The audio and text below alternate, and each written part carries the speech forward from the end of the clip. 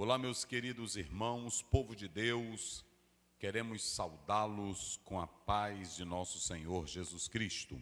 Sempre é um prazer, uma alegria estar convosco, em especial aos sábados. Nós já temos um encontro marcado aqui na nossa EBD Online para juntos usufruirmos, aprendermos da palavra de Deus.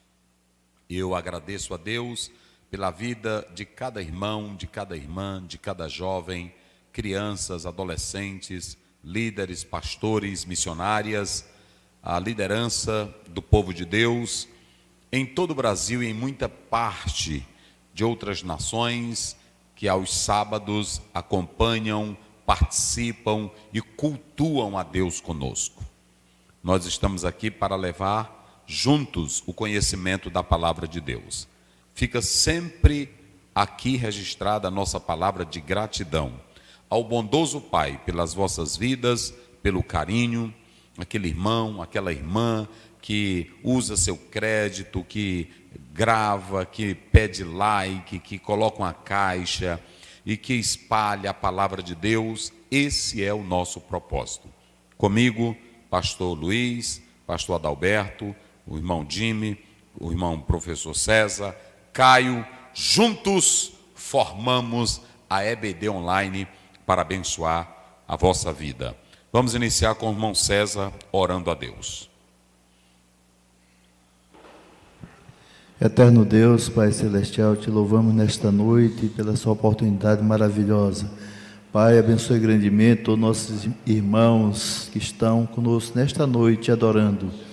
Responde as orações, nesta noite eu possa fazer milagre, resolvendo as suas causas, as suas demandas. Meu Pai, abençoe todos nós, nos guarde, nos proteja e use nossas vidas para abençoar outras vidas. Pai, te apresentamos de maneira especial teu filho, teu servo, professor, pastor Aziel, que o Senhor escolheu para abençoar nações através da vida do teu filho, falar nações através da tua palavra. Abençoe ele grandemente, protege de tua graça a cada dia, fortalece teu filho, abençoe sua família, a igreja que o Senhor colocou sobre os seus cuidados, os projetos que o Senhor tem colocado no coração do seu filho, materialize para a tua glória. Responde a nossas orações e se conosco para sempre. Amém. Muito bem, queridos, nós estamos mais uma vez aqui, estamos tratando desta lição sobre missões até os confins da terra. E aqui, juntos, nós partilhamos a palavra de Deus, juntos nós estudamos primeiramente o texto, quer dizer isso para os irmãos, o texto bíblico, sempre eu falo, estudamos o texto, depois a gente vem para os apontamentos do livro e já fazendo a ligação com a lição, ok? Então, hoje nós estaremos estudando a lição de número 5, onde está aqui? Só os tópicos, não é isso? Mas nós estaremos estudando a lição de número 5, uma perspectiva pentecostal de missões. Ok? Nós fizemos aqui uma perspectiva pentecostal de missões. Ponto 1 está tratando sobre uma perspectiva pentecostal de missões. Ponto 2, estamos tratando da obra missionária depois do Pentecoste. E o ponto 3, nós estamos tratando sobre a ação do Espírito Santo e a obra missionária. Nesse primeiro ponto, que está tratando sobre essa perspectiva da missão pentecostal, a obra missionária relacionada ao Espírito Santo, o autor procura caracterizar que os pentecostais, de fato, são evangélicos, caracterizados por 3 pontos que nós estaremos abordando aqui, mas do compromisso pessoal com Jesus Cristo, pelo novo nascimento, a autoridade bíblica, que os pentecostais também seguem, e o desejo de anunciar Cristo a outras pessoas. Ok? Os pentecostais, eles não estão fora desse padrão, que marca essas três características do evangélico. Nasceu de novo, compromisso pessoal com Cristo, com Jesus Cristo. Ele também segue a autoridade bíblica da palavra e tem a missão de levar o evangelho a outras pessoas. Inclusive, todo o movimento pentecostal iniciou com a seguinte máxima: Jesus Cristo salva, Jesus Cristo cura, Jesus Cristo batiza e ele breve voltará. E tudo isso que a igreja está falando está baseado aonde? Na palavra de Deus.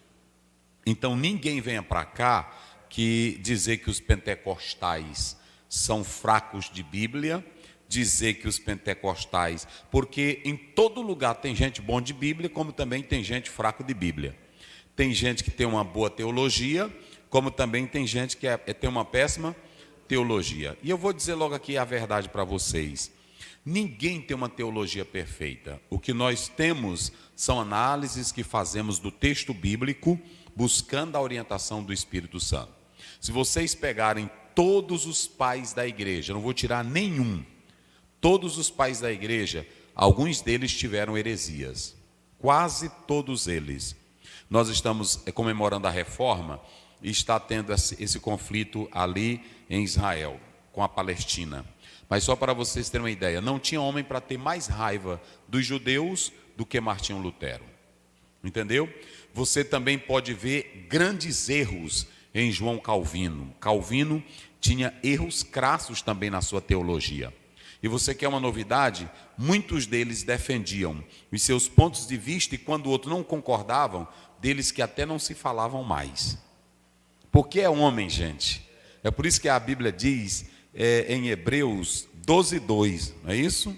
Olhando firmemente para o autor e consumador da nossa, vê bem aí, para nós não confundirmos.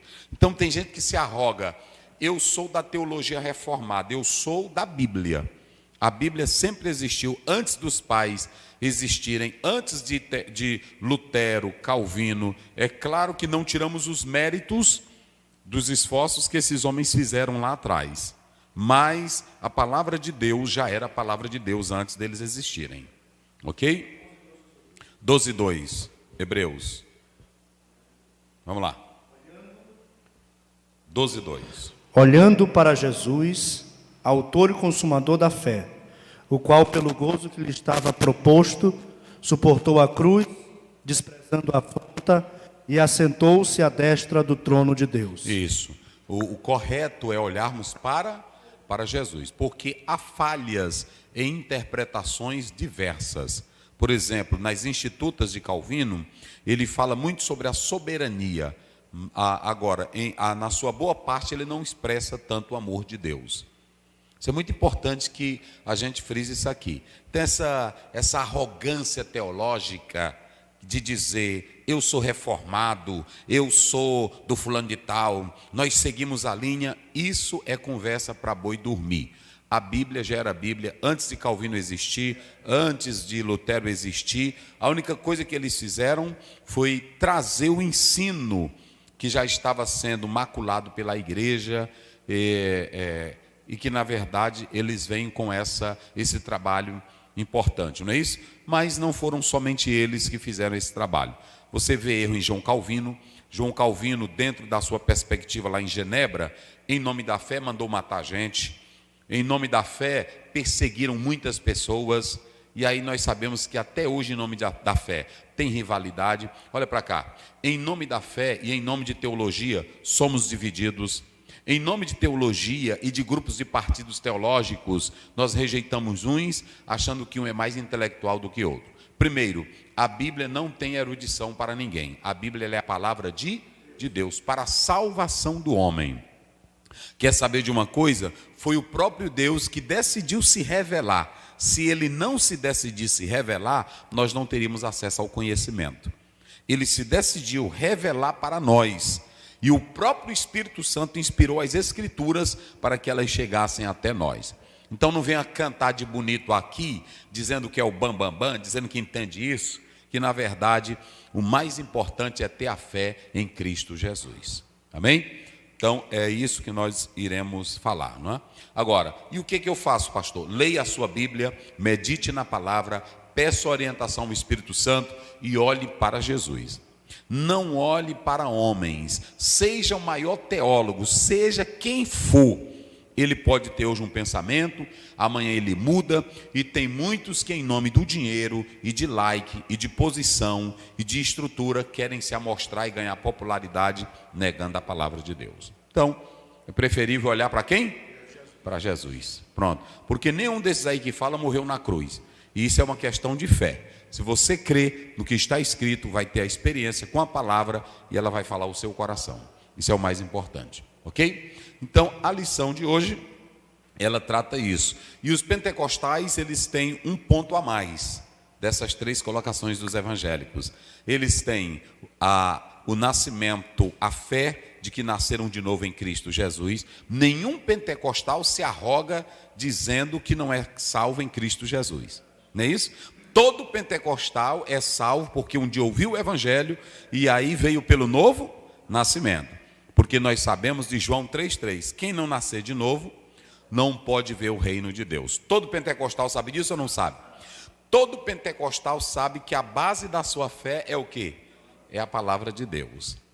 É por isso que a gente prega, faz curso teológico, ensina que a Bíblia é a palavra de Deus. Ela é normativa para a nossa vida. E em terceiro lugar, todo crente é ensinado que Jesus falou da grande comissão, Mateus 28, 19, Marcos 16, 15, Lucas 24, 44, de se falar e testemunhar de Jesus. Mas o pentecostal tem um item a mais, além do evangélico. Ele tem Atos 1,8, mas recebereis poder para ser... sim, essa é a diferença. Ou seja, essas três coisas, o cristão, ele busca dinamizá-las pelo poder do Espírito Santo. Ok? Então, no primeiro ponto, quando a gente fala uma perspectiva pentecostal de missões, ele está abordando essa noção aqui. E nós somos pentecostais, e nós daqui a pouco estaremos explicando esse termo. No segundo ponto, o autor está falando do trabalho missionário pós-Pentecoste. Depois do Pentecoste, a igreja primitiva se dá o trabalho de testemunhar e de espalhar o evangelho por todos os lugares. E aí você vai ver a igreja primitiva, nós já falamos aqui na aula passada de Antioquia, e de homens de Deus que vão sair espalhando a palavra do Senhor, indo para cidades, praças, ruas, e eles vão fazer isso depois que o Espírito Santo entra na vida deles, não é isso? Então, sem fazer acepção de pessoas, pregando o evangelho com amor e com alegria.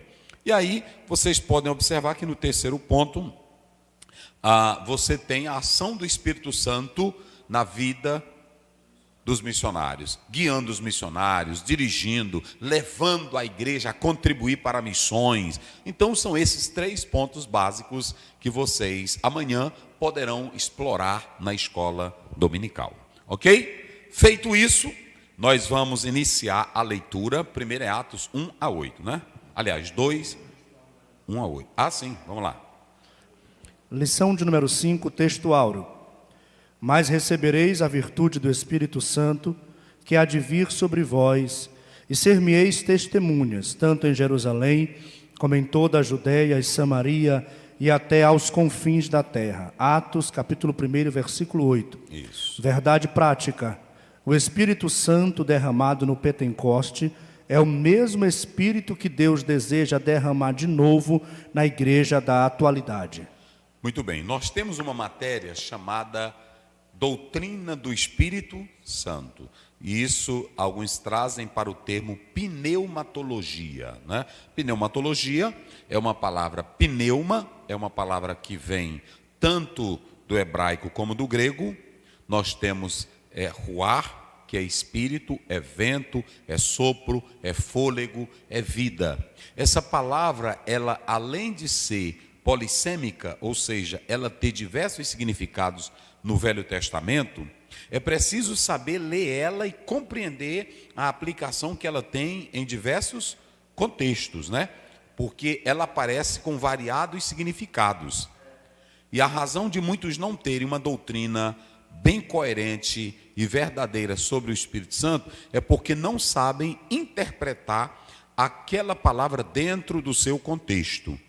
Então nós não podemos tirar essa palavra de dentro do seu contexto, porque nós temos pneuma, ruá, e pneuma é vento, tanto no grego como no hebraico. No hebraico nós temos pneuma, aliás, no grego nós temos pneuma e no hebraico nós temos ruá. E é interessante que vento, sopro, hálito, está falando dessa atividade. E quando você vem para pneuma, a palavra pneu, no nosso português, vem da palavra grega que quer dizer ar. O que tem dentro do pneu? Antigamente eles usavam mas hoje ele nem bota mais. Uma câmara, né? Mas hoje nem tem mais câmara, né? E a câmara também era com ar. E o que quer dizer ar? O ar é o que coloca o carro em movimento e incha por causa do ar que está dentro do pneu. Então, pneumatologia, você quando vai em hospitais, você chega e vai procurar um especialista em pulmão, não é isso? E o que tem dentro do pulmão? Então é com essa matéria que se trata do Espírito Santo. Agora, eu preciso compreender, dentro da perspectiva bíblica, a ação do Espírito Santo. E a primeira vez que a Bíblia fala do Espírito Santo, ela já fala dele em movimento. Então, nós já explicamos aqui, quando a gente estuda essa pneumatologia, vem quem é o Espírito Santo, os nomes do Espírito Santo, as atividades do Espírito Santo, símbolos do Espírito. E também fazem uma coisa muito interessante que a teologia faz, é dividir o Espírito Santo no Velho Testamento e o Espírito Santo no Novo. No Velho Testamento ele trabalha de modo esporádico, no Novo Testamento ele vem para ficar, habitar em nós. É isso que está lá em João 14, né? Jesus disse, eu vou, e quando eu for o Espírito Santo vai vir para ficar convosco. E aí o Espírito Santo, você vai entendendo, porque quando você vai para o Velho Testamento, você vê vento, ar, fogo, e aí as pessoas pensam que o Espírito Santo é uma energia, pensam que o Espírito Santo é uma força, pensam que o Espírito Santo é qualquer outro objeto, mas ali são os seus simbolismos. Por isso, uma análise desta matéria é muito importante. O Espírito Santo é a terceira pessoa da Trindade, ele é Deus, e ele tem uma missão pedagógica, conforme João 14, 26, de nos ensinar, de nos guiar, de nos orientar na verdade. Então, quando ele diz, mas recebereis poder, aí está falando da ação do Espírito Santo em nossa vida, no seu aspecto de capacitação. E é isso que vamos falar hoje aqui. Ok? Chame aí os puladores, chama aí os que gostam de fazer barulho, chama aí os que são loucos, porque também tem tanto pentecostais como neopentecostais que não gostam de Bíblia. Aí está a diferença. Os verdadeiros pentecostais amam a Bíblia, estudam a palavra e vão para as Escrituras Sagradas. E isso não impede o poder de Deus. Agora, aqueles que são pentecostais ou neopentecostais, que não gostam de Bíblia, só gostam de monte, só gostam de zoada, só gostam de farofa, não pega na Bíblia nem para saber o que é um versículo bíblico, a sua fé, a sua crença não vai valer nada. Pastor Zé, não diga isso, eu vou lhe dizer. Porque vamos analisar qual é o único material que nós temos disponível que fala de Deus, que fala de Cristo, que fala do Espírito Santo, e que nos ensina sobre o céu, que nos ensina sobre Cristo, que nos ensina sobre a santidade. Qual é? Levante aí vocês. Qual é? E se você não segue isso aqui, aonde é que você vai aprender a vida com Deus? Não é assim? Se eu quero ser um bom advogado, eu vou fazer um curso de direito. Se eu quero ser um bom médico, eu vou fazer um curso de medicina. E se eu quero ser um bom cristão, eu vou ter que fazer o quê? É a Bíblia. Deus, ele deu o escrito que fala sobre ele.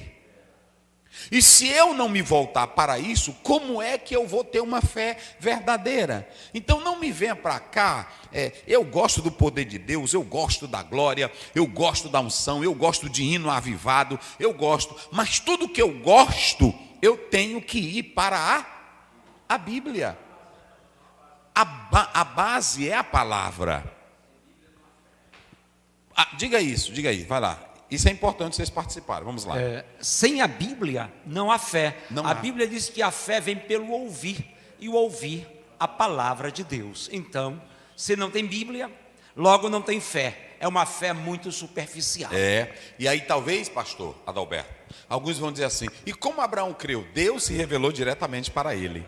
E como os outros creram, foi se passando na sua oralidade de um para o outro, aquilo que Deus havia feito. E para que ficasse, Deus não ficasse repetindo, ele deu que registrasse a sua palavra. Então, isso é muito importante. Então, sem o escrito da Bíblia, não há como você. Então, como é que você quer ser um crente cheio de Deus, cheio de poder, se você não gosta de Bíblia, se você não gosta de anotar, se você não gosta de estudar? Eu não estou falando aqui de livro de biologia, eu não estou falando aqui de livro de ciência, eu não estou aqui de estudar filosofia ou teologia sem a revelação de Cristo pela fé.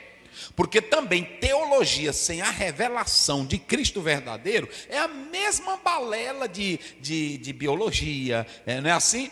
De qualquer outra matéria, é a mesma coisa, ok? Então é isso, recebereis poder, o Espírito nos dinamizando, o Espírito nos capacitando para fazer a obra. Esse é o trabalho. Há um livro que foi lançado pela CPAD, De Palma. Ele diz lá no livro, ele diz assim, só há 2 propósitos do Espírito Santo na vida do crente. O Espírito Santo, ele tem a missão pedagógica de nos ensinar, de nos guiar, de nos orientar. Não é assim?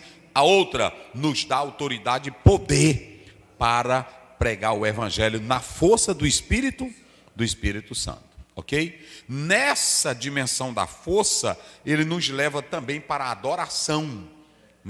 Nessa dinâmica do Espírito Santo, não é isso? Então nós temos que atentar para isso, ok? A verdade prática, como foi? Nós já lemos o texto, só a verdade prática? Verdade prática. O Espírito Santo derramado no Pentecoste é o mesmo Espírito que Deus deseja derramar de novo na igreja da atualidade. Isso. Ou seja, essa experiência, ela não aconteceu uma única vez e que não pode ser repetida. Aí a pessoa diz assim, pastor, nós vamos falar sobre isso. A pessoa diz assim, mas me diga uma coisa, tem que ser sempre rebatizado? Não, o Espírito Santo só batiza uma vez. O que pode acontecer é que eu posso ser renovado, mas não rebatizado. Ok? Pronto, vamos lá. Atos capítulo 2, versículo 1 a 8. Sim. Cumprindo-se o dia de Pentecostes, estavam todos reunidos no mesmo lugar. E de repente veio do céu um som, como de um vento veemente e impetuoso, e encheu toda a casa em que estavam assentadas. E foram vistas por eles línguas repartidas como que de fogo, as quais pousaram sobre cada um deles. E todos foram cheios do Espírito Santo e começaram a falar em outras línguas, conforme o Espírito Santo lhes concedia que falassem. Foi até o 8, né? Não, só até o 4. A lição é? É que o senhor botou ali só até o 4. Não, mas a lição é até o 8, né? Até o 8. Vamos. E em Jerusalém estavam habitando judeus, varões religiosos de todas as nações que estão debaixo do céu. E correndo aquela voz, ajuntou-se uma multidão e estava confusa, porque cada um os ouvia falar na sua própria língua.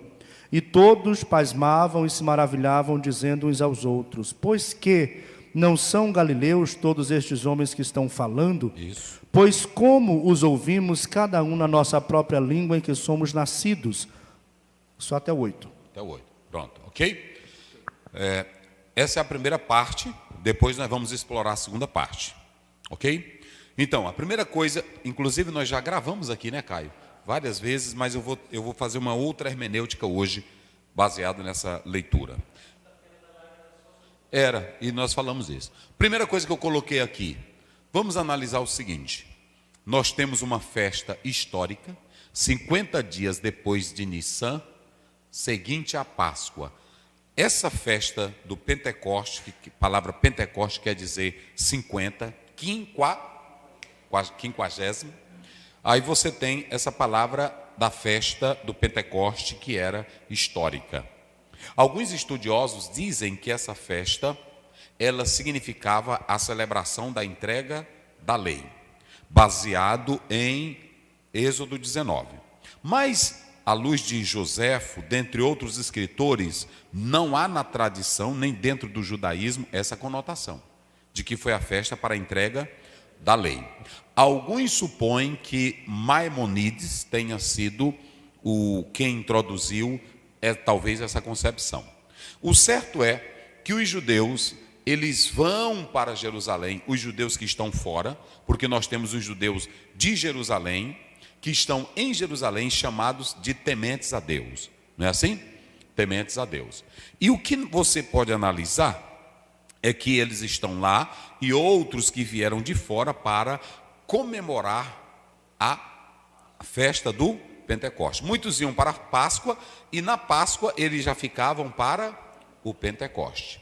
Essa festa também era chamada a festa das semanas e celebrava-se a colheita, ou seja, há uma tradição histórica dos judeus nessa festa. Os judeus tinham que comparecer em Jerusalém pelo menos quantas vezes no ano? 3 vezes, para celebrar 3 grandes festas. Quais eram elas? Páscoa, Pentecoste. Isso. Então, vocês podem observar que eles se reuniam para comemorar essas 3 festas. Isso você pode ler aí em Levítico, né? Aliás, Êxodo 23, 16. Vamos lá, rapidinho. Depois Levítico, você pode ler também em casa, Levítico 23, 15 a 21. E Êxodo 34, 22. Vamos lá? Êxodo 23, 16. Sim. Som. Êxodo. Som. Êxodo 23, 16. Baixa a mão um pouquinho. E a festa da cega dos primeiros frutos do teu trabalho, Isso. que houveres semeado no campo, e a festa da colheita à saída do ano, quando tiveres colhido do campo o teu trabalho. Isso. 34, 22. 34, 22. Do mesmo livro. 34, 22. Também guardarás a festa das semanas, que é a festa das primícias da cega do trigo, e a festa da colheita no fim do ano. Isso. Então, depois de 7 semanas ocorridos, né? Então, aí acontecia essa festa, depois da Páscoa, acontecia a festa do Pentecoste, né? Então, você tem essa colocação. O que eu estou mostrando aqui é que havia essa festa do Pentecoste que era comemorado pelos judeus. Inclusive, o apóstolo São Paulo manifestou diversas vezes o desejo de ir para a festa de Pentecoste em Jerusalém. Só há 3 textos na Bíblia que falam desse episódio. Está lá em Atos 20, lá no 16, ele diz: eu quero passar o Pentecoste com vocês, ok? Então, eles tinham esse desejo. A festa de Pentecoste, possivelmente, ela acontecia em junho, porque a Páscoa era no mês de março, abril, e aí junho era bem favorável. Então, você vai encontrar essa palavra Pentecoste 3 vezes no Novo Testamento. Atos 2, como está aí, e aí também você vai encontrar, isso eu me lembrei agora, e você vai encontrar isso em Atos 20, e me parece que Romanos 16 ou Atos 16. São essas passagens que falam apenas 3 vezes no Pentecoste no Novo Testamento. Então, você tem essa colocação. Agora, nós vamos ter um novo significado de Pentecoste fora da tradição judaica. É aqui que eu quero começar com vocês. Eu estou mostrando que todos foram para Jerusalém para comemorarem a festa tradicional à luz da Tanache, à luz da Torá. Eles foram celebrar a Páscoa, aliás, a festa do Do Pentecoste, que nós já explicamos qual era o sentido dela. Ok? Eles foram normalmente para realizarem esse trabalho. Só que quando chega lá, tem alguns que agora são seguidores do Nazareno. Alguns que foram para Jerusalém, não só naquela perspectiva judaica de uma festa tradicional, mas foram para lá baseados na promessa de Jesus. Não é isso? Foram para lá baseados na promessa de Cristo. E qual foi a promessa de Cristo, pastor? Lá em Lucas 24, 49. Ficai na cidade de Jerusalém, até que do alto sejais revestidos de poder. Então, eles vão para lá agora, não mais só firmado naquela velha tradição. Eles vão para lá firmados na ideia e na palavra de quem? De Jesus Cristo. Então lá vai, não há Pentecoste sem orientação de Cristo. Jesus foi quem disse, ide, vamos lá, vamos ler essa passagem, vamos lá.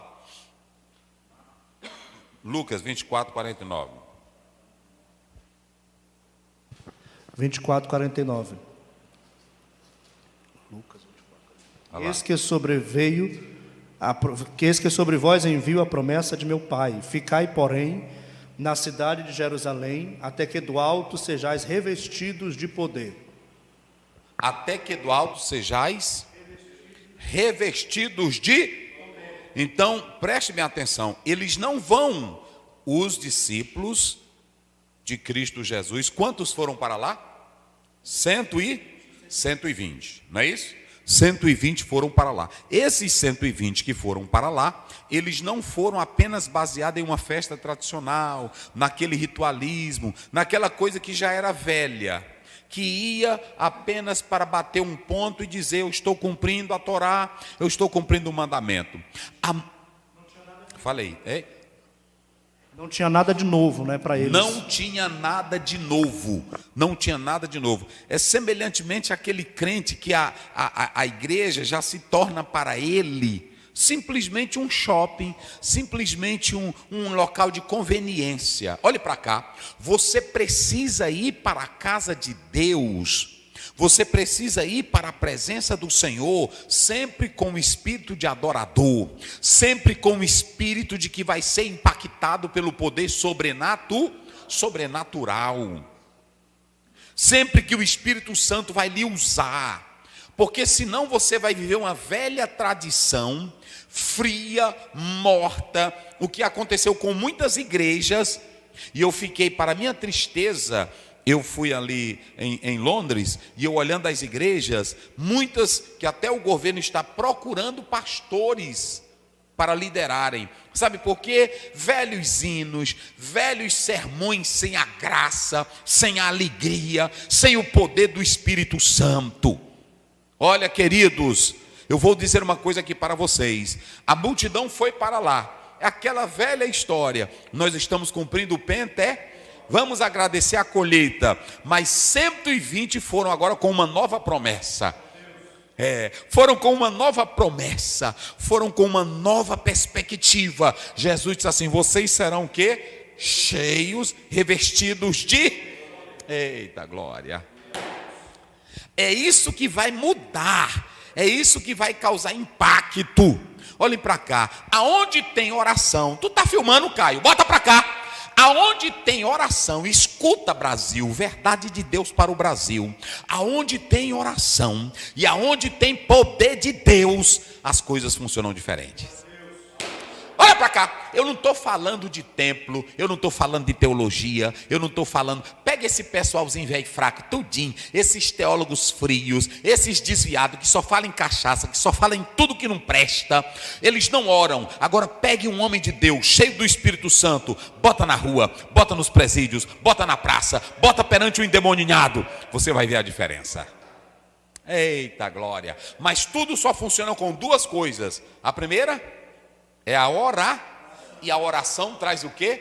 Poder. Olhe para cá, oração e poder. Não adianta ter templos bonitos, não adianta ter corais, irmão, o que tinha nos Estados Unidos, o que tinha de coral bonito, né? Assim, o que tinha de coisa. É por isso que eu vou dizer uma verdade aqui. Pode ter esse negócio de adorador, pode ter não sei o quê, pode ter show de fulano de tal, mas eu vou dizer uma coisa aqui para o Brasil. Escuta aqui, Brasil. Eu vou dizer uma coisa aqui para todos os senhores e para todas as senhoras. Só há sobrevivência aonde há oração. Como diz Charles Hodges, a oração é o nosso oxigênio. A oração é o que nos sustenta. A oração traz poder, a oração traz vitória, a oração traz glória, a oração traz fogo, a oração traz reverência, a oração traz quebrantamento, a oração traz vitória, a oração traz resposta, a oração move os céus, a oração alegra. É por isso que o apóstolo São Paulo disse em 1 Tessalonicenses 5,17: orai sem cessar. Só vai com oração. Então, a partir de agora, o velho Pentecoste vai ter um novo significado. É assim. O novo, irmão, sempre a gente quer ver o novo, mas o novo baseado na palavra. Escutem bem, eu não estou falando de nada fora da palavra. A Bíblia manda orar? Manda ou não manda? A Bíblia manda buscar a Deus? Moisés, ele via Deus, ele viu as 10 pragas descendo no Egito? Sim ou não? Ele viu o mar vermelho abrir? Ele viu Deus mandar maná? Mas ele ficou só nisso. O que foi que ele disse no 33? Eu quero ver a tua glória. Porque a Bíblia diz em Romanos 6,4, nós andamos em novidade de vida. Tem irmão que a vida espiritual dele é uma vida velha, sem novidade.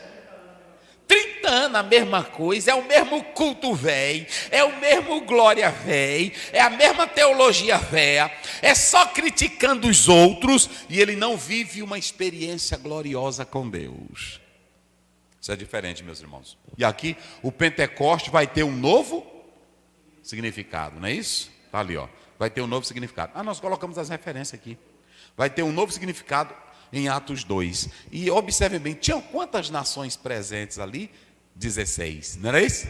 16. E quantos vão fazer a diferença? 120. Está vendo aqui? Essa é a diferença. Quem ora, olha para cá, bota para cá, Caio, bota para cá. Deixa quem quiser falar. Deixa quem quiser criticar. Tem um bocado que fica em púlpito de igreja, querendo dar uma de doutor em teologia, frio mais do que tudo. E ainda vou dizer mais, a igreja vazia. De que adianta tu dizer que tem teologia reformada? De que adianta tu dizer que é o bambambam? E a igreja que tu dirige, nem a tua mulher quer se congregar contigo. De tão frio que tu é. Não é assim? Ou seja, sabe onde é que o povo vai? É onde tem presença de Deus. Não é isso? Uma coisa é você falar porque você aprendeu de livros, uma coisa é você falar porque decorou, a outra coisa é você falar o que a Bíblia está dizendo, mas no espírito de reverência, de piedade, de oração e de quebrantamento. Eita, glória a Deus. Eu vou correr porque nós temos muitas coisas hoje. Hein? Aqui tem muita coisa hoje. Então observem bem, a partir de agora, por que essa lição aqui, ela está tratando de uma perspectiva pentecostal de missões? É porque a partir de Atos 2, essa igreja primitiva, baseada na força e no poder do Espírito Santo, ela se tornará evangelizadora, ela se tornará missionária. Mas por que ela se tornará missionária? Pelo poder do Espírito. Pronto, sereis minhas. Pronto, então vamos lá. A terceira coisa que nós colocamos aqui corresponde à unção de Jesus no Jordão. Vamos analisar o seguinte, já para analisar uma coisa, eu coloquei aqui paralelo entre a experiência de Jesus e dos apóstolos e a nova base para a experiência pentecostal. Vocês pensam que o pentecostalismo é uma invencionice da nossa mente, da nossa cabeça? Não, senhores. Aquilo que é chamado de pentecostalismo clássico é porque as igrejas reformadas, elas vinham naquela tradição, sem aquela experiência de se abrir para o novo, de se abrir para o Espírito Santo. E olhe para cá, toda igreja que não se abre para o Espírito Santo envelhece a teologia dela. Porque o que renova é o poder do Espírito. Quando você lê João 14, 16, 24, vamos ler rapidinho. E 14, 16, vamos analisar. Vamos 14, 26, coloca primeiro, 14, 26. 14, 26. Mas aquele Consolador, o Espírito Santo, que o Pai enviará em meu nome, vos ensinará todas as coisas e vos fará lembrar de tudo quanto vos tenho dito. O Espírito Santo, ele estava, a palavra hebraica lá em Gênesis 1, 2, é que a energia dele, a força dele, era como uma galinha nos seus ovos, não era assim? Chocando. O Espírito Santo traz o ensino de Cristo para os nossos corações, mas ele vai trazendo a energia, o poder daquele ensino em nós. Então, pode falar aí. Interessante, o papel da lei era ensinar. E o Espírito Santo veio para substituir a lei. Ele não só ensina, mas dá poder. E a lei não dá poder a ninguém. Não dá, ele vem para essa função. E aí, muito interessante, se vocês analisarem, eu falei aí 16:8, e a outra referência é Atos 20. É Atos 20, eu só não achei, não estou lembrado do versículo. E a outra é Atos 2 primeiro. Então você tem 1 Coríntios 16:8, você tem Atos 20, quando ele disse que iria passar o Pentecoste. Então você tem 3 vezes a palavra Pentecoste no Novo Testamento. Ok? 20 e 16. Porque já Paulo tinha determinado passar adiante de Éfeso para não gastar tempo na Ásia. Está falando lá. Apressava-se, pois, para estar, se possível, em Jerusalém no Isso. dia de Pentecostes. Então veja que ele está usando a palavra aí Pentecoste. Então você tem Atos 20, 16 e 1 Coríntios 16, 8, não é isso? Pronto. Vamos lá. Aqui, vamos, pastor Aziel, e como é que eu vivo essa experiência do Pentecoste? Tem pessoas que pensam que os pentecostais, eles buscam essa experiência da cabeça deles, inventado. Tem uns que estão assim. Mas eu falei agora há pouco que o verdadeiro Pentecoste é aquele que se fundamenta na palavra. Na palavra. E aí quando você pega o paralelo entre Jesus Cristo e os apóstolos, vamos analisar. Nós falamos aqui, eu não vou explorar, porque já exploramos, Isaías 61, primeiro, 2. Jesus disse, o Espírito do Senhor está, ou seja, o Espírito Santo capacitou e ungiu Jesus para libertar, para curar, para dar vista aos cegos, como está em Lucas 4, 18. Ou seja, Jesus Cristo vem no poder do Espírito. Ele é capacitado para fazer missões no poder de quem? Do Espírito Santo. Agora vamos analisar, vamos aí rapidinho, leia Lucas 3, 22. Vamos lá, Lucas 3, 22. Lucas 3, 22. Sim.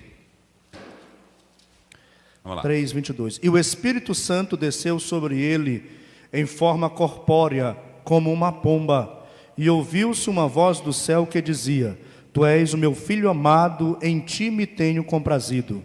O 21, como é que diz? E aconteceu que, como todo o povo se batizava, sendo batizado também Jesus, orando ele, o céu se abriu. Vamos lá, o que Jesus fez?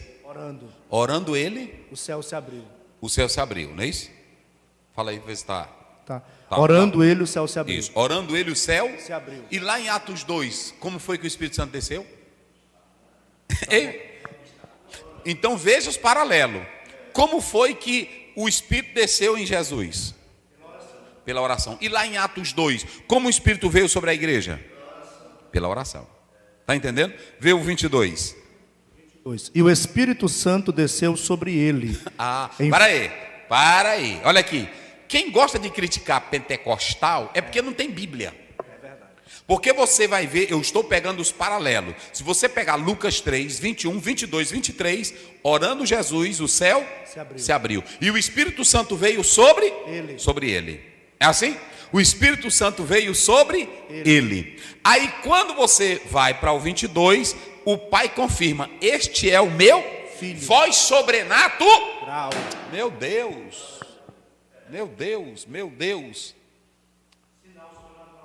Tudo. Aí quando você vai para o 4:18, que nós não vamos ler, ele diz: o Espírito do Senhor está sobre, ou seja, ele ora, ele recebe o poder e depois é que ele vai pregando. Os discípulos oram, recebem o poder, falam línguas estranhas e depois é que eles... Olha o paralelo. Entendeu? Olha esse paralelo. Então observem bem, você tem um paralelo entre a experiência que Jesus vivia e a experiência dos discípulos. Vamos ver aí, 1:14, rapidinho. De Atos. Corre aí, 1:14.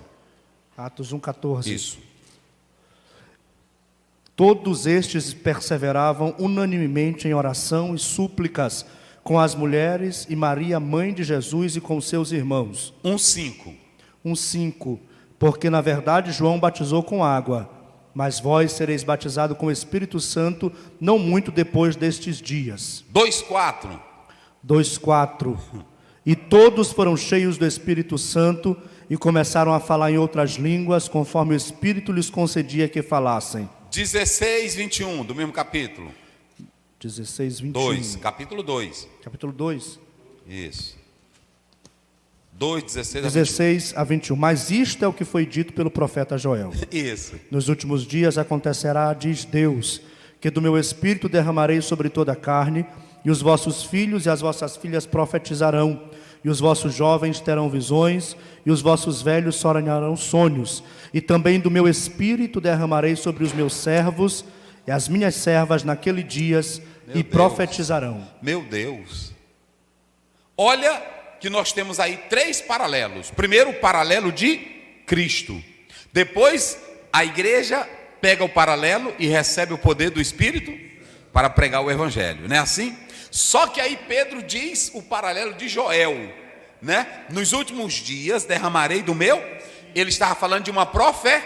E essa profecia é a olha, eu estou falando que os pentecostais têm base. Vamos lá para Números 11:24. Rápido, senão me foge a memória. Mas eu creio que é. Se não for, a gente procura. Não é? Vê lá. E saiu Moisés e falou as palavras do Senhor ao povo, e ajuntou 70 homens dos anciãos do povo, e o pôs em roda na tenda. Então o Senhor desceu na nuvem e falou, tirando do Espírito que estava sobre ele, e pôs sobre aqueles 70 anciãos.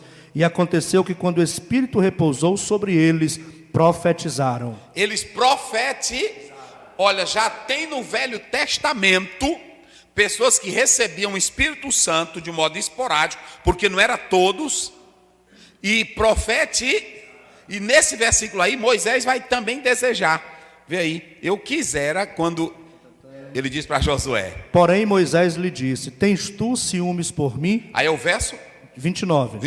Eu quisera que todo o povo do Senhor fosse profeta, e que o Senhor lhes desse o seu Espírito. Então o desejo de Moisés vai se cumprir pela profecia de Joel em Atos 2, quando todos são tomados da voz profética.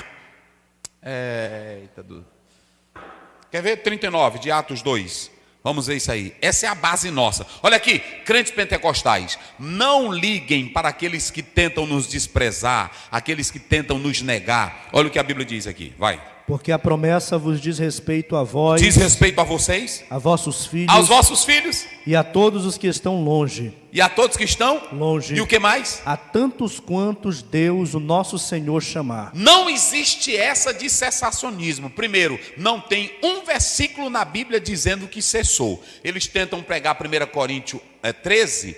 É a hermenêutica mais fraca daqueles que dizem que já cessou. Olha, Jesus diz assim, eu vou e vocês farão coisas maiores. Não é isso? E depois ele está dizendo aqui, essa promessa é para vós, judeus, para os vossos filhos, os que estão longe, e para tantos quanto Deus. Oh, aleluia. Eita glória. Então a base, nós temos a base, gente. Há uma base. Agora, o que nós somos contra é aquela experiência pentecostal de invencionice. Aí não tem base bíblica. Aquela experiência que eu estou sempre dizendo, aquele negócio de receber. Não, isso não tem nada a ver. Nada a ver. Aí tem irmão que diz assim: pastor Aziel, o senhor tem que entender que são as reações. Olha, nesse livro aqui tem um autor que eu achei muito importante a expressão dele. Não é do pastor Gabi, é do pastor... olha aqui, deixa eu só pegar aqui o nome dele. Muito bem. Missões no Espírito. É de John York. É isso, de John York. Ele vai dizer o seguinte, olha, ele vai dizer que não é para a gente confundir reação. Isso é interessante, olha o que ele diz. Isso olha aqui, ele diz assim: o batismo no Espírito Santo não deve ser confundido com emocionalismo ou reação humana diante do Espírito Santo, ou as diferentes reações, porque tem irmão que pensa que quando o irmão foi batizado, ele tem uma reação física, ele muda de semblante, ele está cheio. Ele diz que só tem duas maneiras de se provar que o crente está cheio: serviço e testemunho. Serviço e testemunho. São as duas bases. Porque tem muito irmão que diz que está cheio, que faz uma zoada, que tem um lenga-lenga, que pula e que grita e que corre, mas ele não tem nem serviço. Tem deles aí que fala língua, rodopia, mas é brigador na igreja, ela é fofoqueira na igreja, é linguaruda na igreja. Agora, para pular aqui dentro, não é assim? Ixi, é um pula-pula tremendo. É isso aí. O que nós ensinamos é isso aqui. O que nós ensinamos é isso aqui. Então, vamos analisar o seguinte: há uma base para a experiência pentecostal. E essa base está em Atos 2. E essa base está no ministério de Jesus. E essa base está na profecia de Joel 2, 28. Aí uma pessoa pergunta: pastor Aziel, o senhor falou de Jesus, mas Jesus não falou língua estranha. E aí, o que vocês dizem? Se o senhor está colocando Jesus como a base, Jesus não falou línguas estranhas. Como é que ele é a base? Até onde a gente sabe, não, né? Não falou língua estranha na Bíblia Sagrada. O Robert Menzies, naquele livro da experiência pentecostal e sua história, né? Ele diz que quando aquele texto diz, exultou Jesus no Espírito, ele usa uma palavra grega lá, que ele quer dar a ideia de que Jesus falou línguas estranhas, né? Mas quando a gente vai para Roger, ele diz que não há prova bíblica neotestamentária que Jesus tenha falado língua estranha. Agora, por que Jesus não falou língua estranha? Pentecostal de todo o Brasil, vamos lá. Por que Jesus não falou língua estranha? Quer dar uma opinião? Tu sabe alguma coisa? Ele sabe. Quer falar alguma coisa, pastor Alberto? Quem quiser alguma coisa, por que Jesus não falou línguas estranhas? Eu acho que é porque, pastor, não sei se vai estar certo, né? Mas a língua estranha fala de renovação, fala de revestimento de poder. O próprio Jesus Cristo, ele já era esse poder, já era essa renovação para os seus discípulos. Então essa língua estranha, essa renovação, era somente após Jesus, para aqueles que viriam após ele, que fariam coisas maiores, como ele já havia dito. Ele não tinha essa necessidade de ter a renovação, de ter esse poder, porque ele já havia recebido, tanto no Jordão, quanto em Lucas 4:18, como o senhor já havia falado. É muito interessante essa nossa colocação, que ele está falando aqui. Jesus não falou nem no batismo e nem durante a sua vida. Mas por que Jesus não falou línguas estranhas? Ele foi no rumo. Ele não falou língua estranha porque a unção de Jesus era normativa para o ministério dele. E ele veio para inaugurar uma nova era. Ou seja, a partir desse momento, a base para a igreja falar línguas estranhas é Atos 2. Porque Jesus Cristo mandou o Espírito e com ele começa uma nova era, a era de Joel 2, 20 e 28. Então, é por isso que Jesus não falou. Ele que é Deus, ele como Deus não precisava falar línguas estranhas. Porque a língua estranha é uma evidência clara de que se recebeu o Espírito e Jesus já tinha o Espírito Santo. É por isso. Então, entender agora que temos aí uns críticos. Se tu me provar que Jesus falou língua estranha, eu vou buscar o batismo. Tu não vai ser batizado nunca, porque tu não crê. Irmão, a obra de Deus não é desafio. Um dia desse eu vi um cara dizendo assim: eu convido aqui o pastor fulano e seu fulano para orar na minha frente, Jesus fazer um milagre. Primeiro, Jesus não faz milagre para exaltar ninguém. Segundo, ele não trabalha na exigência e ele não aceita desafio de ninguém. Então vocês observem bem, tem muita coisa aqui hoje, muita coisa que nós estamos falando aqui hoje, de Atos 2, convide aí o seu pastor, liga aí para ele, tem muita coisa aqui. Então, pois é, e aí muita gente, quando eu li o Robert Menzies, dentre outros, poucos falam sobre essa questão de Jesus falar línguas, mas foi por isso. A base da igreja é Atos 2, ok? Porque com ele começa uma nova era, um novo momento, ok? Vamos aí? Então, seguindo a nossa leitura, nós já fizemos essa introdução.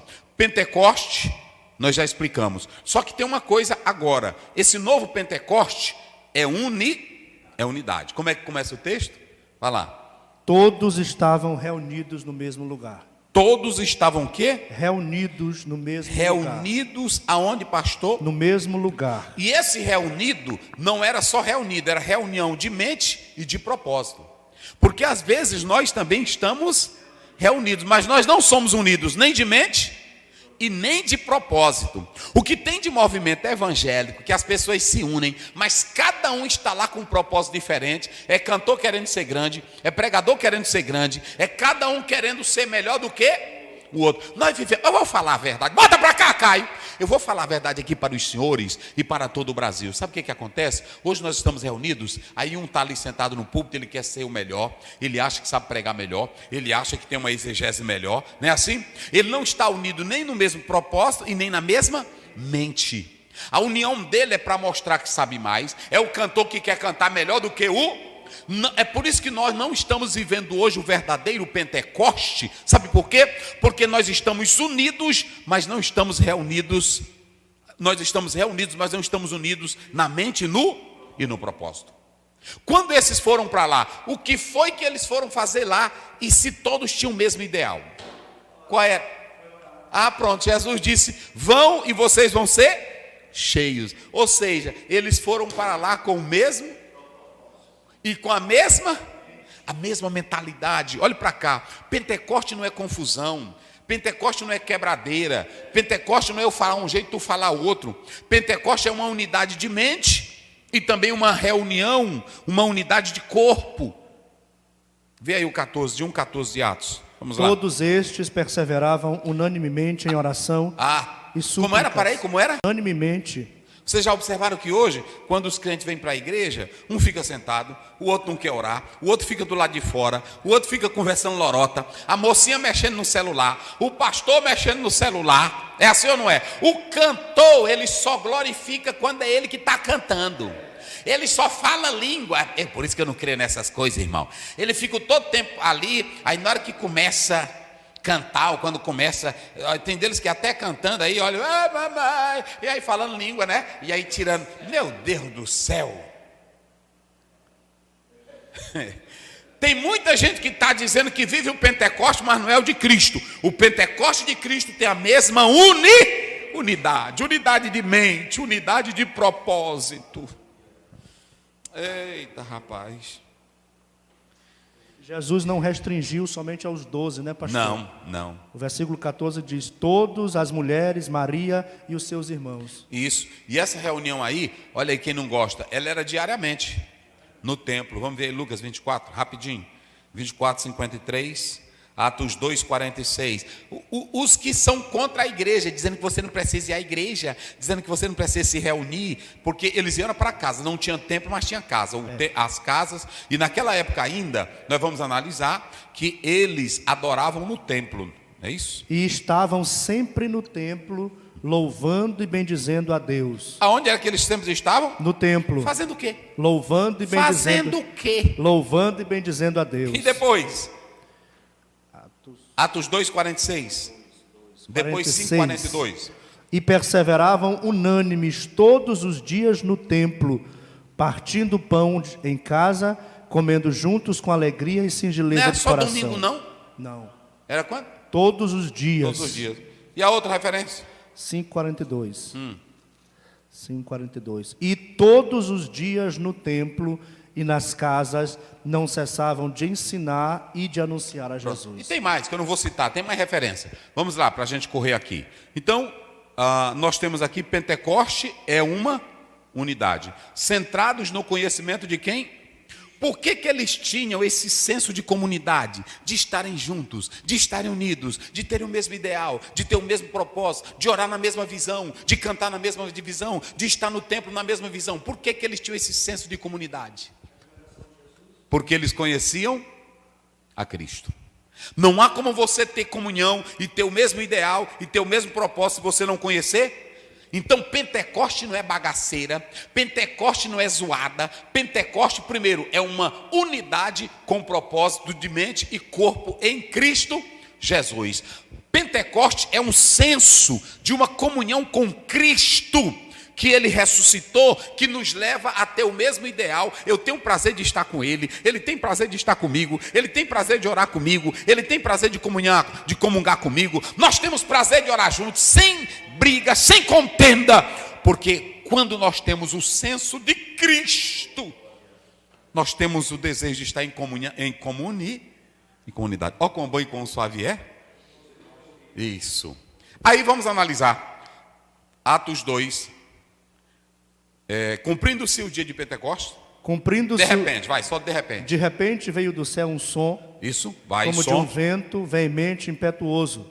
E encheu toda a casa em que estavam assentados. E foram vistas por eles línguas repartidas como que de fogo, as quais pousaram sobre cada um deles. Muito bem, nós colocamos aqui, digam comigo para memorizar: vento, fogo e som, né? Vento, de repente veio do céu um vento, como? Impetuoso, e encheu toda a... Veja que aqui você vai ter agora sinais milagrosos no Pentecoste. Eu diria, sinais sobrenaturais. Para quem era judeu e estava lá, era agora confuso, porque nunca mais eles tinham estado no monte. Porque a primeira vez que a geração teve, lá no 19, o monte tremia. E tinham o quê? Fogo. E eles ouviram do céu um som. Qual era o som? A voz de Deus. Ou seja, nada do que vai acontecer, ou tudo o que vai acontecer no Pentecoste, não era estranho. Vai falar, ele quer falar ali. E a mesma voz que foi lá no Sinai, é lá no capítulo 2 de Atos, que aparece em Apocalipse também. O mesmo som, a mesma voz. O mesmo som, ou seja, a voz que aparece aqui, gente, a voz que aparece aqui, lá em Êxodo 19, fogo, raio, voz, não era estranho, porque é o que vai acontecer. O sobrenatural tem uma ligação bíblica. Agora vamos lá, o vento é a presença do Espírito em nós. Jesus disse assim: o vento sopra onde? Ouve-se a sua voz.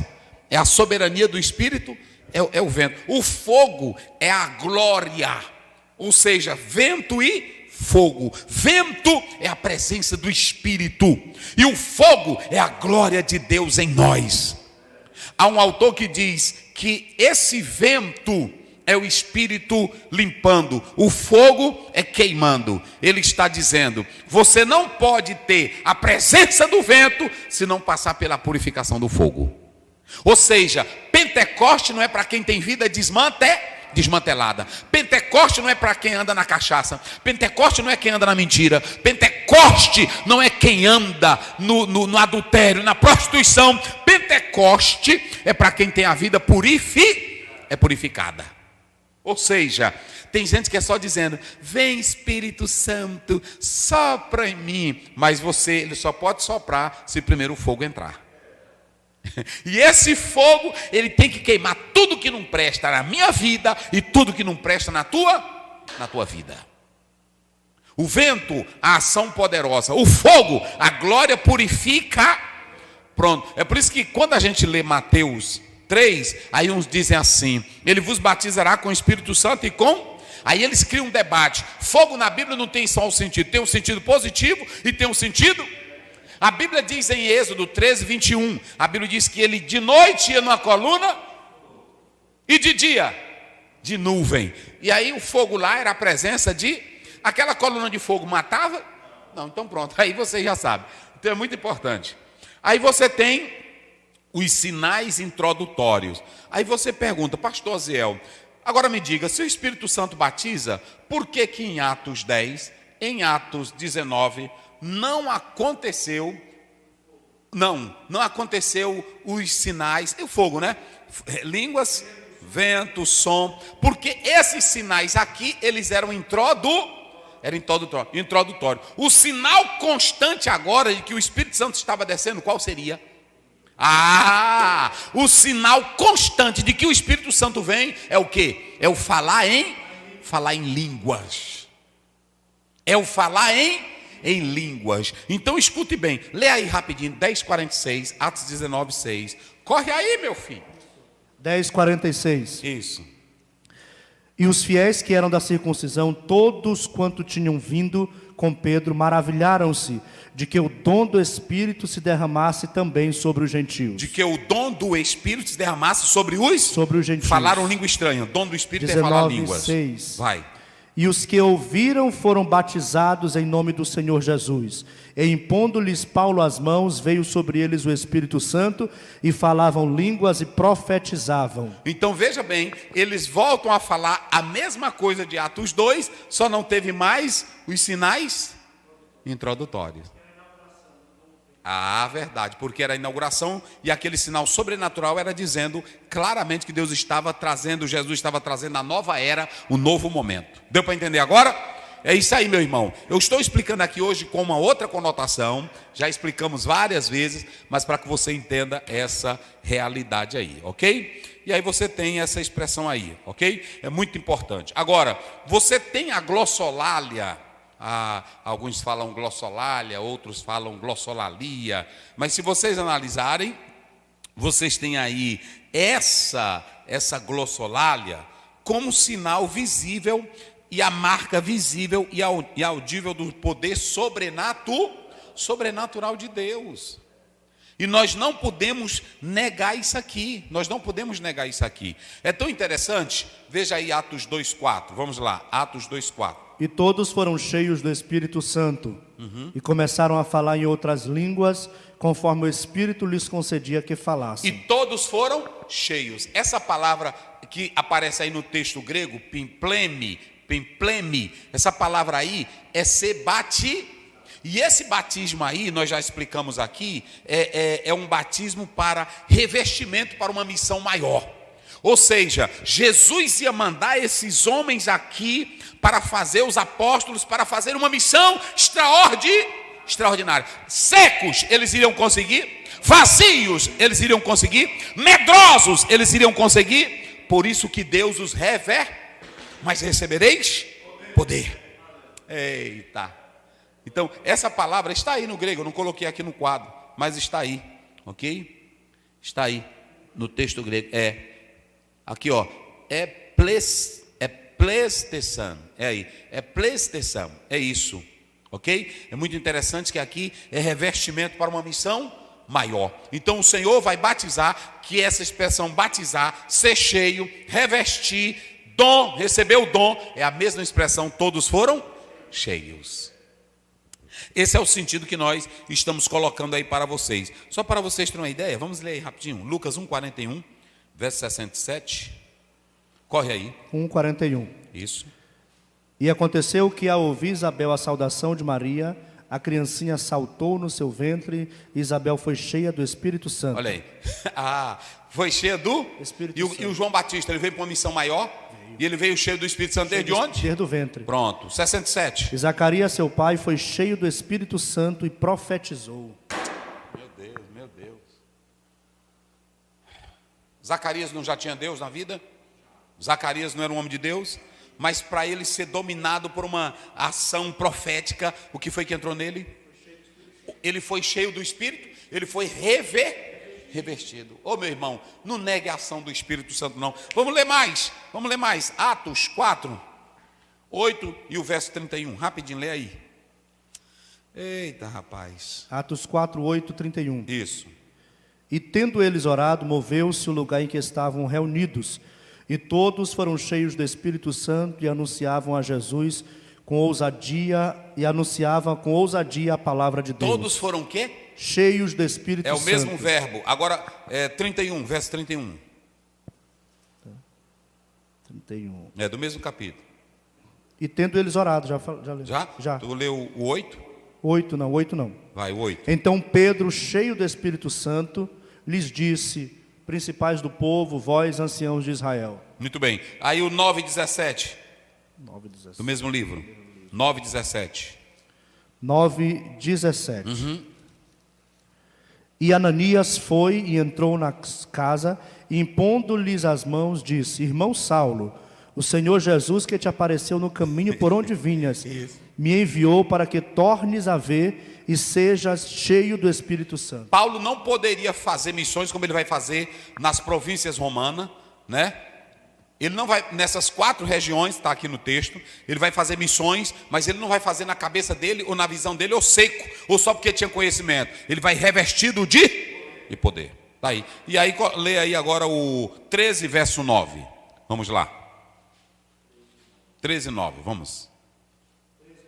Isso. Todavia Saulo, que também se chamava Paulo, foi cheio do Espírito Santo, e fixando os olhos nele, disse... Pronto. Foi cheio do Espírito, ou seja, veja que Paulo vai falar, vai repreender na autoridade do Espírito Santo. Ou seja, baseado em Atos 2, verso 4, todos foram cheios. Ali é um revestimento, pimpleme, esse revestimento é para uma missão especial. E aí vocês têm um texto. É muito importante que o Espírito Santo aqui, ele está habilitando, ele está capacitando, ele está energizando os seus servos para uma grande obra. É por isso que nós estamos falando aqui, ó, uma perspectiva pentecostal, ok? E é uma coisa que eu quero dizer para vocês aqui. Quando nós atentamos aqui para o Espírito Santo trabalhando, começaram a falar em línguas, 2:4. E todos foram cheios, vai. E todos foram cheios do Espírito Santo e começaram a falar em outras línguas. E todos foram cheios do Espírito e começaram o quê? Conforme o Espírito Santo lhes concedia que falassem. Aí é uma submissão ao Espírito, e quem dá a língua é o Espírito. Então esse negócio do pregador, escute, eu estou aqui pregando Bíblia, eu não estou sendo contra ninguém, mas é meu dever pregar a palavra de Deus. Esse negócio do Espírito Santo, do pregador chegar e dizer assim: vem para cá que hoje, aí ele começa a dizer, você começa dizendo glória, de repente a tua língua embola. Não existe isso, gente. Não existe. De repente a tua língua embola, e quando ela embolar, é línguas. Gente, vamos parar com isso. A soberania do Espírito Santo. E lhes concedia que não é do pregador. Gente, vamos parar com isso. O fulano de tal orou e Jesus batizou tanto com o Espírito Santo. Largue isso de mão, gente. Vocês estão atrás de astros. Quem tem sede, busca. Quem tem desejo, pode buscar que Jesus batiza dentro da tua casa, dentro do teu carro, andando na rua. Espírito Santo, eu estou aqui, me usa, me dá. É muito perigoso quando eu fiz hipnose, há um efeito muito grande quando você está em auditório, e principalmente quem tem influência de fala, ele pode hipnotizar as pessoas, e aquele poder de hipnotização, ele pode levar uma massa inteira a fazer o que ele quer. Ele determina, ele fala. Eu quero ver a pessoa pregar a Bíblia, e depois que ele pregar, ele diz: olha, meus irmãos, fiquem de pé, eu vou orar e o Espírito Santo pode batizar vocês. Não é assim? Agora, ele ficar com um programa, receba, vem aqui, bota, fala. Não é a gente. Conforme o Espírito Santo lhes concedia que falassem. Isso aí é forte, meus irmãos, viu? Quem fala é o Espírito Santo. E aqui não estás falando de fala estática, não, palavra solta, palavra que você não sabe o que está falando, loucura, de maneira nenhuma. Vamos analisar aí que essa expressão aí, vamos ver aí Atos 2,14. Leia aí, Atos 2,14. Atos 2,14. Pedro, porém, pondo-se em pé com os 11, levantou a voz e disse-lhes: varões judeus e todos os que habitais em Jerusalém, Seja-vos isto notório e escutai as minhas palavras. E escutai as minhas palavras, não é isso? Aí é o verso 14. Leia aí de novo. E Pedro, porém, pondo-se em pé com os 11, levantou a voz e disse-lhes: varões judeus, e todos os que habitais em Jerusalém. Ele levantou a voz. Ele levantou a voz. Aí é falar, ou você tem um verbo aí, declarar, não é isso?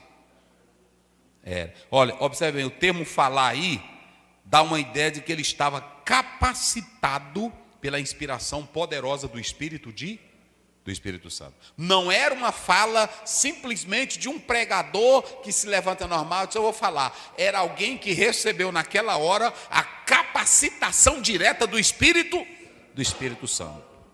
Eita, meus irmãos, é negócio sério, né? É negócio sério. Se vocês analisarem, apofitengomai, ele foi capacitado naquela hora a falar. Vê aí Atos 26, 25, vamos ver isso aí. Esse verbo no Antigo Testamento, queridos, é a mesma ideia de um profeta que era tomado pelo Espírito Santo para profetizar. Vamos lá. Atos 26, 25. Isso. Mas ele disse: não deliro, ó potentíssimo Festo, antes digo palavras de verdade e de um são juízo. Está vendo? O Espírito Santo agora toma Paulo. Esse verbo aí no próprio texto original, ele está dizendo que ele toma Paulo e ergue ele para ele falar. Ele diz: eu não estou dizendo eu não estou falando loucura, eu não estou fora de mim, eu não estou louco. Vamos lá, 2:17 agora, vamos lá. De Atos. Aqui, deixa eu ver onde é que está aqui. Pronto, nós já falamos isso aqui. Dotados pelo poder sobrenatural, cheios do Espírito, é isso que nós acabamos de falar, baseado em Atos 2:4. Já explicamos o verbo 2:4 ligado com o Espírito, com o poder do Espírito Santo. Habilitados a falar em línguas, vai lá. Vai, 2:17. 17. Uhum. E nos últimos dias acontecerá, diz Deus, que do meu Espírito derramarei sobre toda a carne. E os vossos filhos e as vossas filhas profetizarão, e os vossos jovens terão visões, e os vossos velhos sonharão sonhos.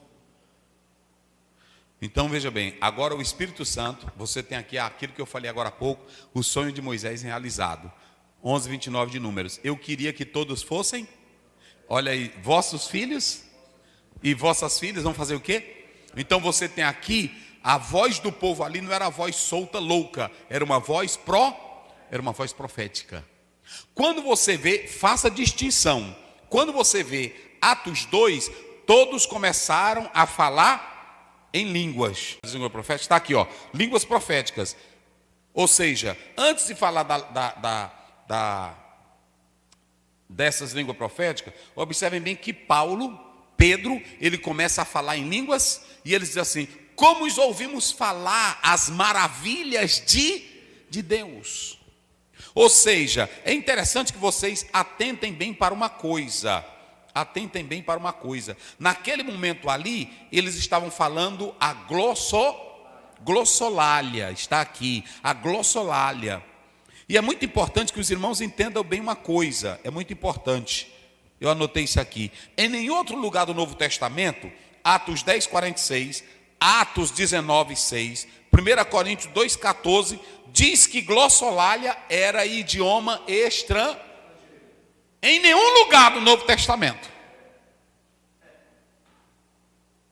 E aí tem mais que eu vou dizer aqui para os senhores. Prestem bem atenção uma coisa. Vamos ver 1 Coríntios 12:14. Rapidinho, corre lá. Isso.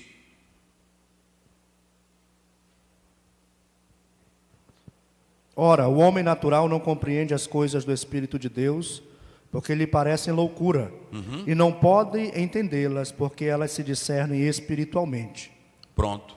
E observem bem, as línguas são idiomas, mas sem a companhia do dom de interpretação, uma mensagem em línguas permanece ininteligível ao locutor e ao ouvinte. e que para ter edificação tem que ser interprete. E aí Paulo diz 14:2, vamos lá, 14:2 de 1 Coríntios, vamos lá.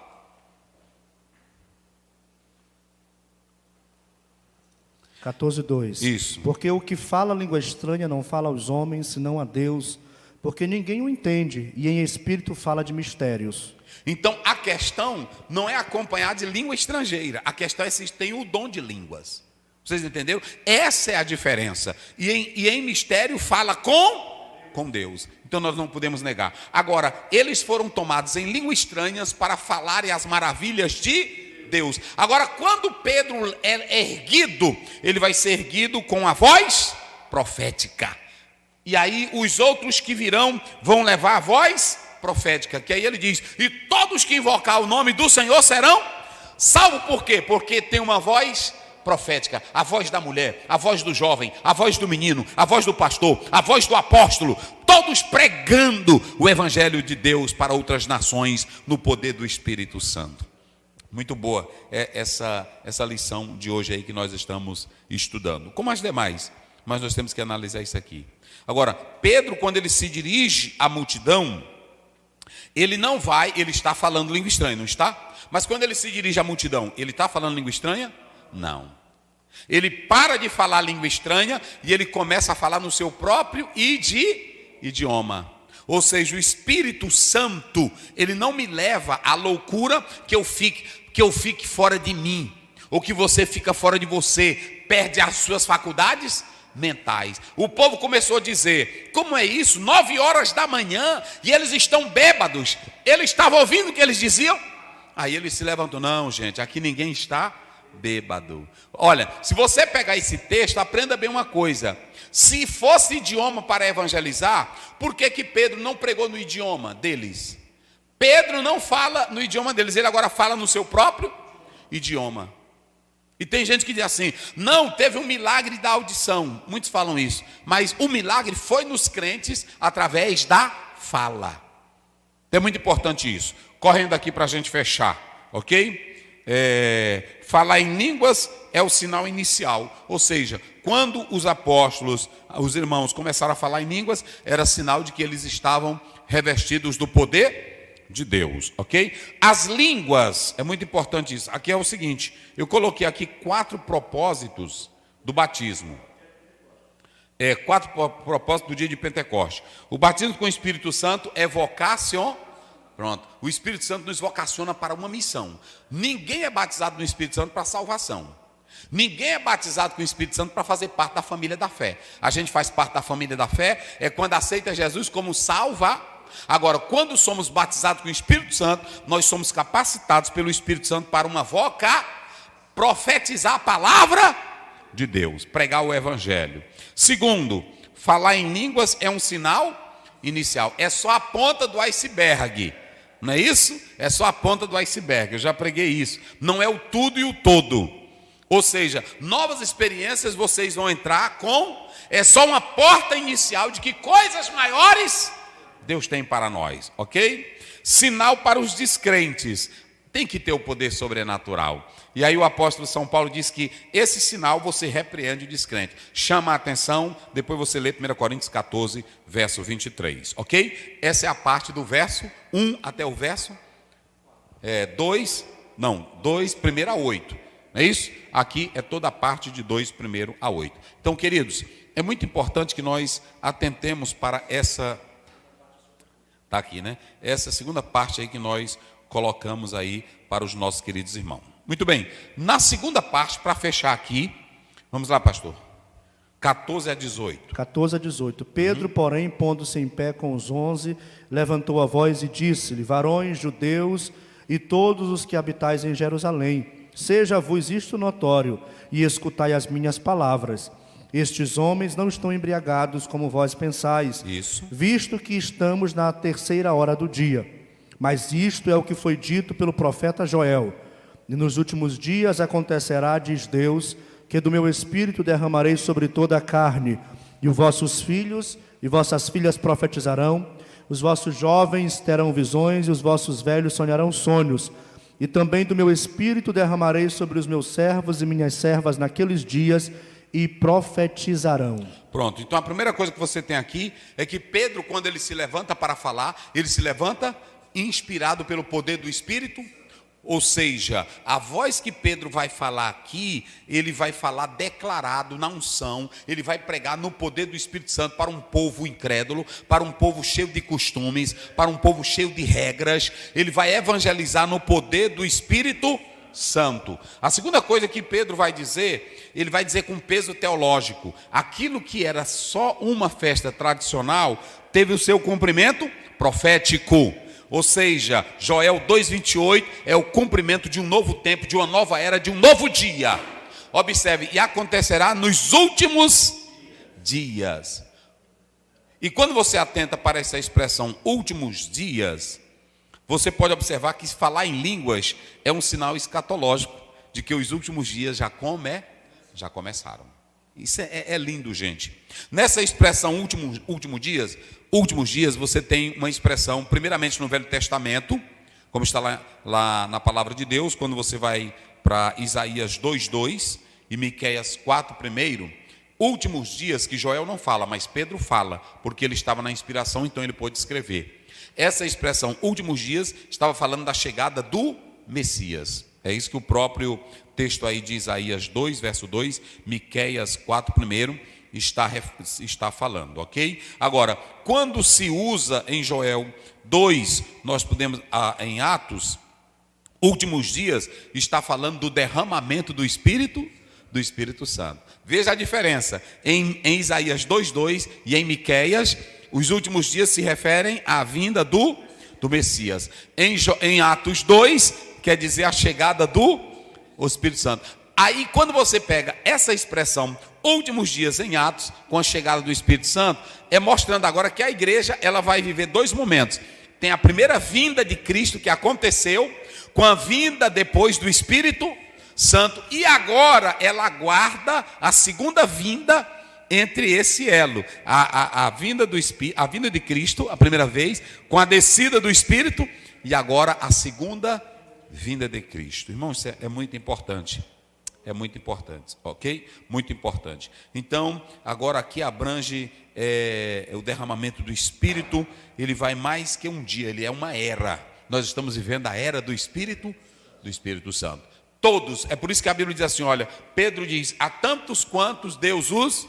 Na era do Velho Testamento era para alguns.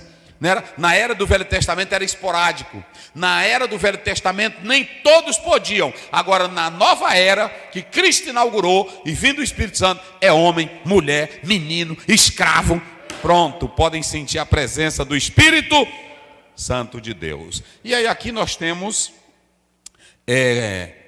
o Espírito Santo é para todos. Finalizamos aqui dizendo o seguinte: primeiro, uma perspectiva pentecostal. Muitos estão negligenciando nas suas igrejas o papel do Espírito Santo.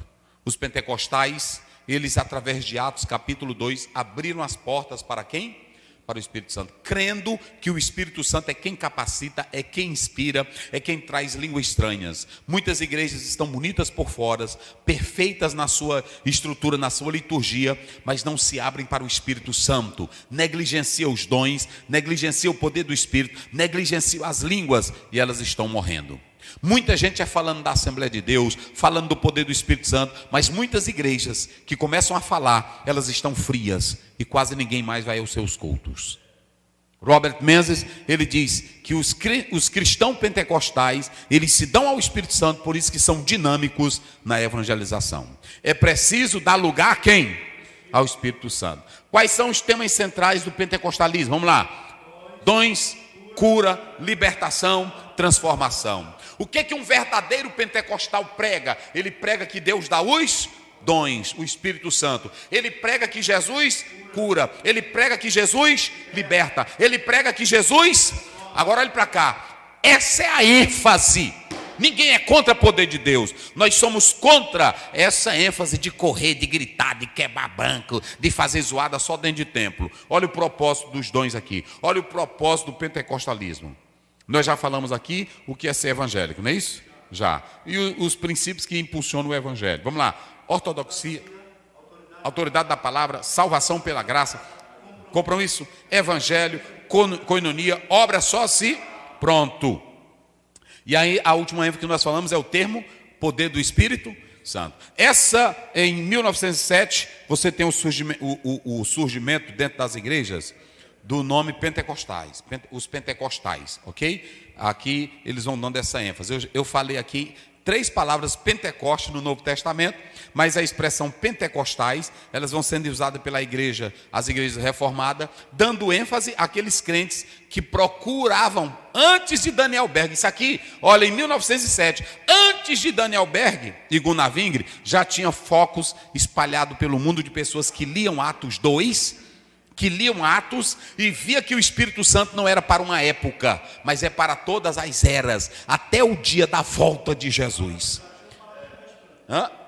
E já tinham falado língua estranha, não é só na Azusa não, não é só na Azusa não. Muitos lugares e pessoas buscavam o poder do Espírito à luz de Atos. É só ler a Bíblia e crer no que ela fala, rapaz. Ok? Aí já recebeu o Espírito Santo. Aí surgiu o termo pentecostais. Ok? Contribuições. Olha aí, renovação. Aqui você vê que em Atos 2, todos são chamados para viver uma vida e cheia do Espírito Santo. Aqui, baseado em um livro que Gesiel Gomes escreveu há muito tempo, porque sou pentecostal, mas eu coloquei aqui já, só lendo dele, mas eu coloquei aqui umas colocações minhas, firmado na ideia dele. Porque sou pentecostal, sou firmado na doutrina de Atos 2:42, não é isso? Perseverava na doutrina dos apóstolos, ok? Creio que a profecia de Joel 2:22 se cumpriu e é para todas as eras. Creio que falar em línguas é bíblico. 1 Coríntios 14, verso 2. O que mais? Creio no que diz Atos 2 primeiro, e cumprindo-se o dia de...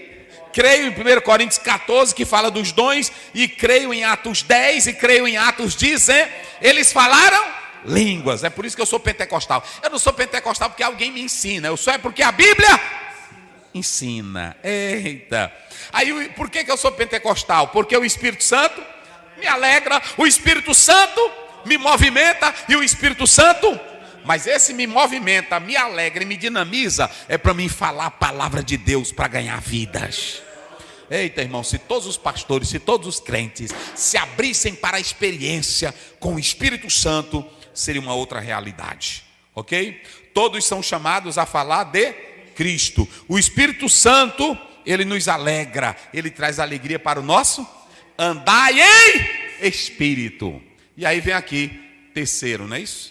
Segundo, a obra missionária após o Pentecoste. Aí o Espírito Santo, ele impulsiona ao crescimento. O Espírito Santo trouxe a expansão da mensagem missionária. O primeiro homem a evangelizar, fazer missões transculturais, quem foi? Filipe, lá em Atos 8, não é isso?